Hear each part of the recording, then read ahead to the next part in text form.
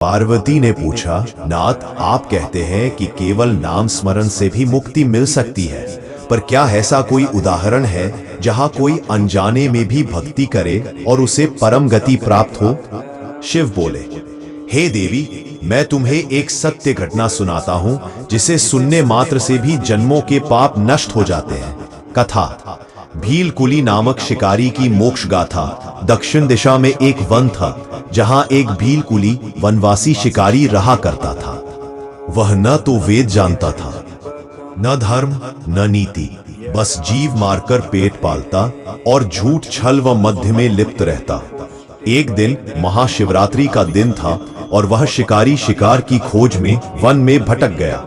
संध्या हो चुकी थी, कहीं कोई शिकार नहीं मिला। उसने एक बेल वृक्ष पर चढ़कर रात बिताने की ठानी। जिस शाखा पर वह बैठा उसके ठीक नीचे एक शिवलिंग था जिसे वह देख न सका। रात भर उसे नींद न आई, बार बार उसकी पोटली से पानी टपकता रहा। वह जल बूंद बूंद उस शिवलिंग पर गिरता रहा।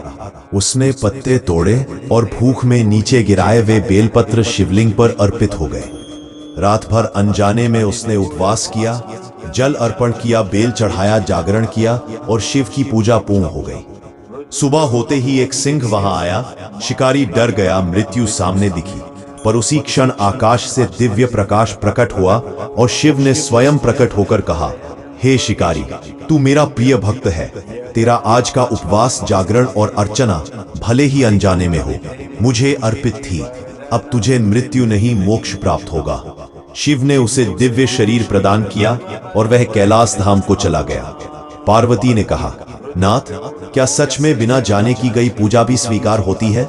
शिव बोले, हे सती, जहां निर्दोष हृदय होता है वहां मेरा निवास होता है। ज्ञान, विधि और मंत्र से बढ़कर भाव और सरलता है। मैं उसी के चरणों में बैठता हूं जो मन से मुझे पुकारता है, भले ही अनजाने में। शिक्षा। शिव की भक्ति में कोई नियम बाधा नहीं बनते। जिनके मन में भोलापन, सरलता और थोड़ी भी भक्ति हो, उन्हें शिव अपनाते हैं, भले ही वो एक शिकारी क्यों न हो।